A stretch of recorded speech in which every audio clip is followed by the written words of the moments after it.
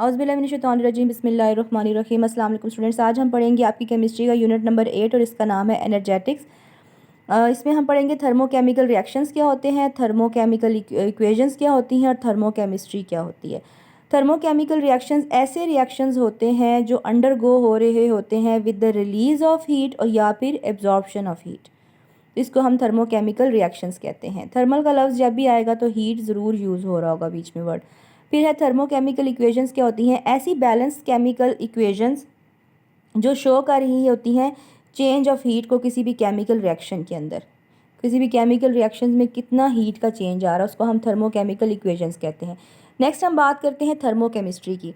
तो thermochemistry chemistry की एक ऐसी ब्रांच होती है जिसके अंदर हम स्टडी कर रहे होते हैं हीट या फिर थर्मल एनर्जी का जो चेंज होता है। हीट का चेंज और थर्मल एनर्जी का चेंज एक ही बात है। थर्मल का मतलब आपसे बात कर चुकी हूँ मैं भी कि वो हीट ही होता है। तो आपने यहाँ से लेके केमिकल रिएक्शन से लेके यहाँ तक याद करनी है ये डेफिनेशन थर्मोकेमिकल रिएक्शन की।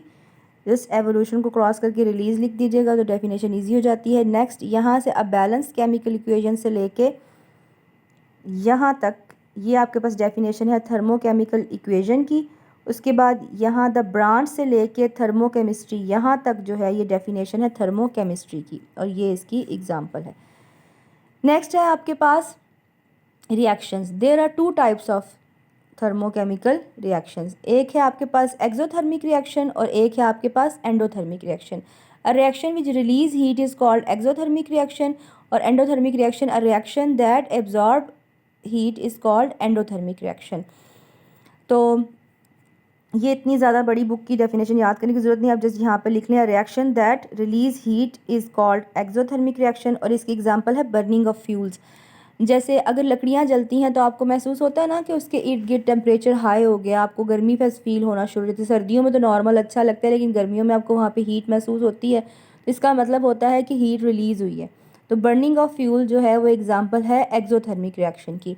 उसके बाद ये कुछ यहाँ से मार्क लगा लीजिएगा आप बुक से याद करने के लिए। Example of burning of fuels यहाँ से लेके ये फूड तक ये इसकी एग्जाम्पल है। यहाँ पे अब ये रिएक्शंस हैं, ये देखें कार्बन और ऑक्सीजन मिलकर कार्बन डाइऑक्साइड बना रहे हैं। देखिए ये माइनस का साइन जब भी यूज़ होता है तो एक्सोथर्मिक रिएक्शन होता है, इतनी हीट इसमें रिलीज़ हो रही है।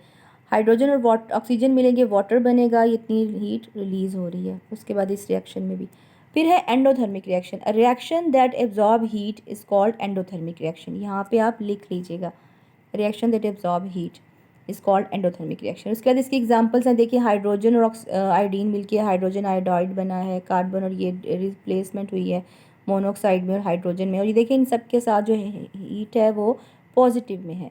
तो पॉजिटिव का मतलब होता है कि एनर्जी हीट जो है वो एब्जॉर्ब हुई है। तो ये क्लियर हो गया, आपने एक डेफिनेशन और साथ में एग्जाम्पल। एक एग्जाम्पल भी याद कर लें तो इट्स ओके, लेकिन पता वैसे सारी ज़ुबानी एक भी याद कर लें तो इट्स ओके, लेकिन पता आपको होना चाहिए। पेपर इनमें में से कोई भी एग्जाम्पल आज आपको पता हो कि ये साइन जब आएगा ना पॉजिटिव का तो इससे पता चल जाएगा आपको कि ये एंडोथर्मिक रिएक्शन है। नेक्स्ट है कॉन्सेप्ट असेसमेंट 8.1। अब यहाँ पे हम आते हैं, अभी आपकी ये थोड़ा सा कॉन्सेप्चुअल है, गौर से सुनिएगा। फ्रीजिंग ऑफ वाटर, ये बताना है कि एक्सो है या एंडो है। अब देखें पानी को जमने के लिए आपको क्या करना पड़ता है, टेम्परेचर ज़्यादा होगा या पानी जमेगा या टेम्परेचर कम होगा तो पानी जमेगा। टेम्परेचर कम होगा तो पानी जो है वो बर्फ़ बनेगा ना। टेम्परेचर कम का होने का मतलब है कि फिर टेम्परेचर रिलीज़ करना पड़ेगा सिस्टम को, तो इसलिए रिलीज़ होगा टेम्परेचर तो तभी सिस्टम का टेम्परेचर कम हो जाएगा। तो रिलीज़ होने की सूरत में आपके पास वो एक एक्सोथर्मिक रिएक्शन हो जाएगा। Combustion of methane, combustion of methane क्या होता है, इसमें कोई भी चीज़ जब जलती है तो ऑफ कोर्स वो हीट रिलीज़ करेगी। अभी हमने बर्निंग ऑफ फ्यूल पढ़ा, एग्जांपल है एक्सोथर्मिक रिएक्शन की, तो ये एक एक्सोथर्मिक रिएक्शन है। नेक्स्ट पे आ जाए सब्लिमेशन ऑफ ड्राई आइस। सबसे पहले तो देखिए सब्लिमेशन क्या होता है, किसी भी चीज़ का सॉलिड स्टेट से डायरेक्ट गैसियस स्टेट में चेंज हो जाना उसको हम बोलते हैं सब्लिमेशन। लिक्विड स्टेट में चीज़ आती ही नहीं है। अब चेक करें कि क्या हुआ। बर्फ़ को अगर आपने पिघलाना हो, लिक्विड में बदलना हो तो ज़ाहिर बात है आपको उसको टेम्परेचर देना पड़ेगा, हीट अप करना पड़ेगा। फिर इसी तरह से लिक्विड को अगर आपने गैस में चेंज करना है तो भी टेम्परेचर ऐड करना पड़ेगा। इसका मतलब ये हुआ कि जब आपने बर्फ़ से डायरेक्ट गैसियस स्टेट में कोई चीज़ जा रही है तो टेम्परेचर हमने दिया है उसको, तो इसका मतलब उसने टेम्परेचर एब्जॉर्ब किया, हीट एब्जॉर्ब किया। तो absorption is called endothermic reaction. तो यहाँ पे आप एंडोथर्मिक रिएक्शन लिख लेंगे। नेक्स्ट पे आ जाए, ये पानी की गैसियस स्टेट है और उससे लिक्विड स्टेट में गया है। अब आप अगेन चेक करें, गैसियस स्टेट से लिक्विड स्टेट में जाने के लिए टेम्परेचर क्या होना चाहिए, कम होगा तो गैस के मॉलिक्यूल्स जो हैं वो ठंडे होकर लिक्विड स्टेट में जाएंगे ना। तो टेम्परेचर कम होने के लिए इसका क्या मतलब है, अगर ये इसका टेम्परेचर कम होने के लिए इसका मतलब कि सिस्टम को टेम्परेचर रिलीज़ करना पड़ेगा। तो जब सिस्टम अपना टेम्परेचर रिलीज़ करेगा तो वो एक एक्सोथर्मिक रिएक्शन होगा। नेक्स्ट देखिए, डीकम्पोजिशन ऑफ लाइमस्टोन। डीकम्पोज का मतलब होता है किसी भी चीज़ का टूटना, डीकम्पोज होना। तो जो ब्रेकिंग होती है, ब्रेकिंग का मतलब आपको पता है क्या होता है, breaking of bond always absorb energy, energy एब्जॉर्ब होती है। और आपको ये भी पता है कि एनर्जी एब्जॉर्ब होगी तो वो आपके पास एक एंडोथर्मिक रिएक्शन होगा। ये जो मैं अभी बात कर रही हूँ ना कि breaking of bond always absorb energy, ये हमने एक प्रीवियस लेक्चर, इससे पिछले वाला, उसमें हमने पढ़ा है कि केमिकल रिएक्शंस में क्या होता है। जब बॉन्ड्स ब्रेक होते हैं तो एनर्जी एब्जॉर्ब होती है और जब बॉन्ड्स बन रहे होते हैं तो एनर्जी रिलीज़ होती है। ये भी आपको फॉरएवर याद रखना है कि बॉन्ड्स जब ब्रेक हो रहे होंगे तो एनर्जी आपके पास एब्जॉर्ब हो रही होगी।